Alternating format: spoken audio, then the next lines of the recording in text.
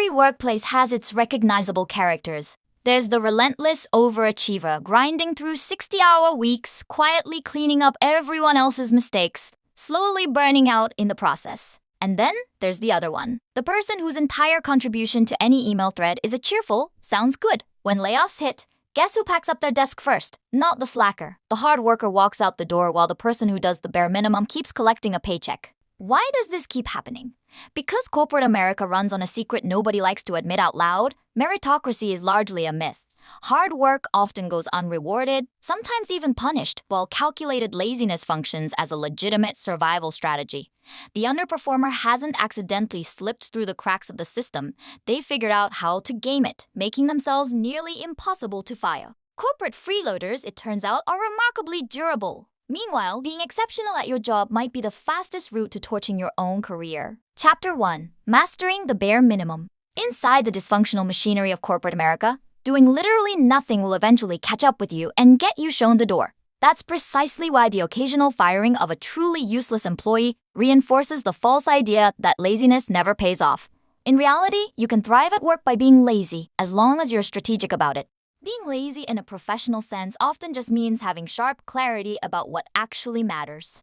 A hard worker tends to shape their output around what they assume the company wants. A lazy person with staying power, on the other hand, figures out what the company genuinely needs and channels their limited energy directly there. This is sometimes called the invisible baseline, or more colloquially, the bare minimum. Regardless of what corporate messaging or press releases claim, this, not excellence, is often what organizations actually reward: stability over brilliance. This pattern holds at every level of the corporate hierarchy. Some surveys found that in 2026, roughly 65% of workers said they'd choose job stability over career advancement if forced to pick. And it's hard to blame them. Most employees live paycheck to paycheck, just as most companies operate on razor-thin margins. That precariousness is exactly what makes the invisible baseline so appealing to anyone lucky enough to hold a salaried position. Instead of working at full capacity constantly, employees can redirect their energy toward high visibility, low effort tasks, essentially appearing busy while doing very little. Researchers call this productivity theater, or performative work, a set of tactics employees use to convince supervisors they're deeply engaged even when they're coasting. You've likely witnessed this firsthand. In meetings, there's always someone who contributes nothing substantive but suddenly snaps into engaged mode the moment it matters, nodding thoughtfully, jotting notes, chiming in occasionally, all designed to project maximum investment.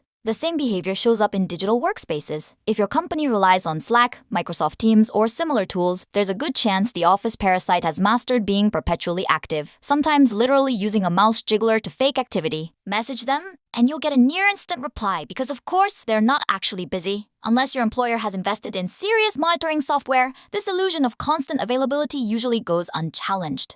This phenomenon is so widespread that even leaders at workplace communication companies acknowledge it. Slack's senior research executive has noted that many desk workers feel pressure to visibly demonstrate effort rather than simply focus on achieving results, because performing busyness is often easier than actually delivering outcomes. And sometimes, even genuinely delivering results doesn't guarantee recognition anyway. You might assume the office slacker is a rare outlier dragging down an otherwise hard-working team. You'd be wrong. Statistically, it's the overachievers who are the anomaly, swimming against a much stronger current of institutional mediocrity. One 2023 study of 1,000 workers found that 43% spent up to 10 hours a week purely on productivity theater instead of real work. By 2025, a follow-up study found that number had climbed to 66% of employees, admitting to performing busyness specifically to outmaneuver their managers. The same research found that only 23% of employees believed their actual contributions were being measured through clear, outcome-based metrics.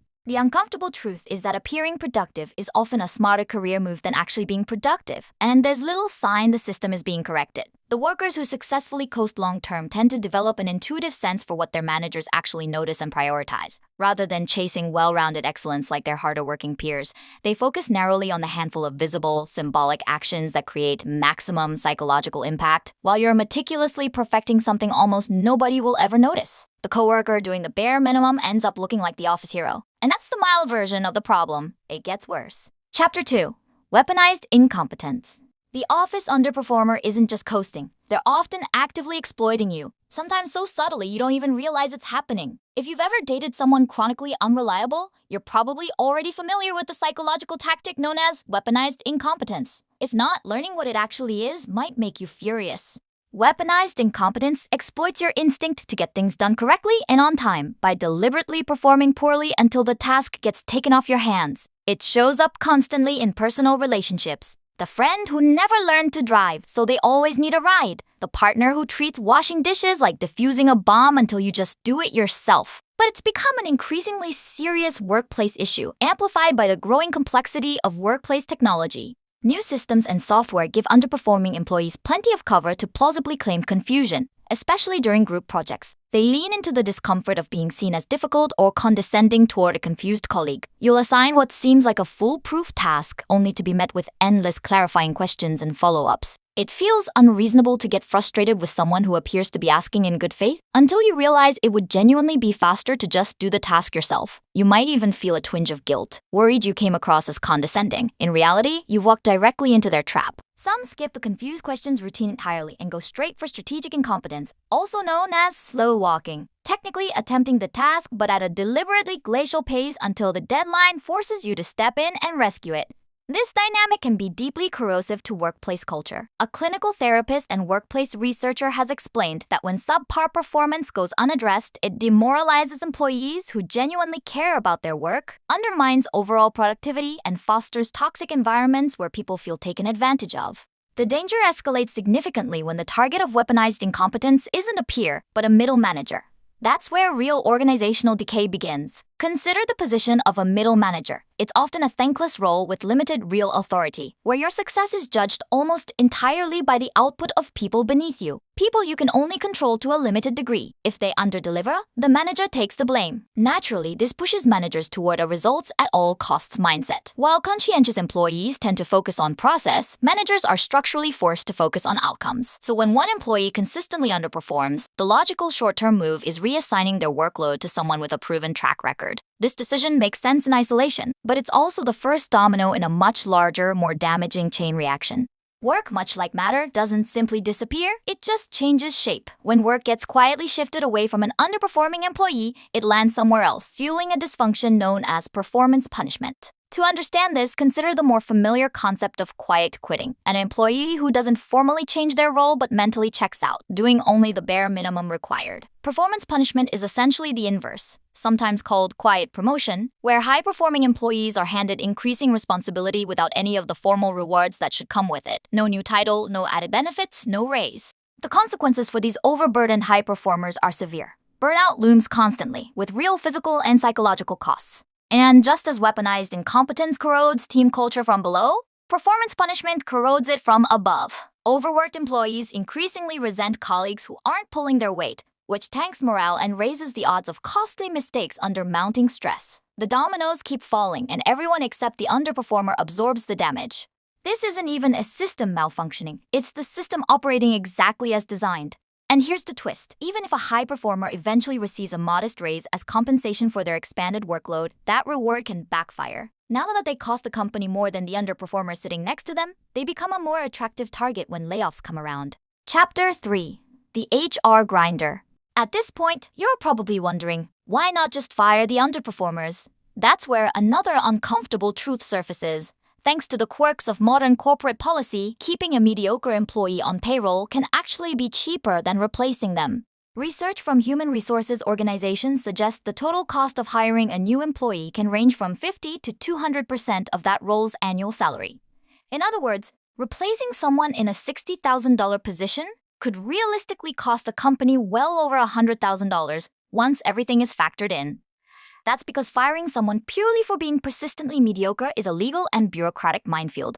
It typically requires multiple documented performance improvement plans, not primarily to help the employee, but to build an internal paper trail protecting the company from potential lawsuits. Add in endless meetings and procedural requirements, and if the employee decides to fight back legally, the company risks even greater exposure. The real cost, though, comes from replacing them. a talent development professional at a U.S. community college, has pointed out that screening candidates, coordinating interviews, and making final hiring decisions consume significant time that could otherwise go toward core business goals, time that has a direct, measurable impact on return on investment. Add in training costs and the productivity gap while the position sits empty, a gap typically filled by overworked colleagues, and suddenly, keeping the underperformer around looks like the more efficient choice. It's the path of least resistance. Companies just publicly frame it as prioritizing stability, since stability, after all, sounds like exactly what a healthy organization should value.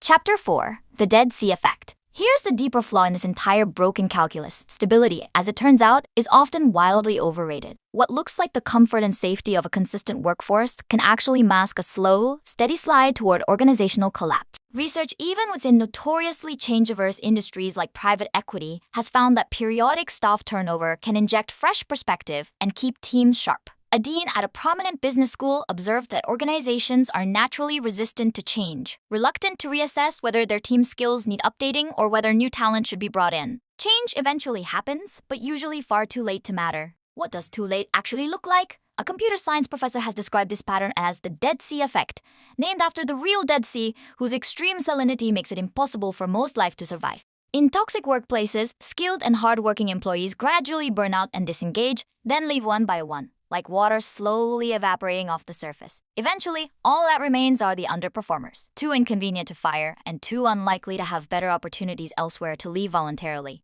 While the high performers are still present, they effectively dilute and offset the drag created by underperformers. But once the pressure finally drives them out, what's left is an entirely stagnant environment, an ecosystem incapable of real growth, slowly rotting from the inside. All of this points to one uncomfortable conclusion. Choosing to be a high performer in this kind of system is, in many ways, an act of self-sacrifice. In the software industry, only a small fraction of companies are genuinely groundbreaking, building technology that reshapes how people live. Everyone else is just another blade of grass in a much larger lawn, and eventually, the mower comes for everyone. The dysfunction here isn't a matter of individual character. It's systemic, baked directly into how these organizations are structured. Even if the vast majority of employees at a given company chose, individually, to give 100% effort, it wouldn't fundamentally change the underlying incentives. The system, as it currently exists, is built to favor the underperformers above all else. So the real question worth asking yourself is this: are you working hard, or are you working smart?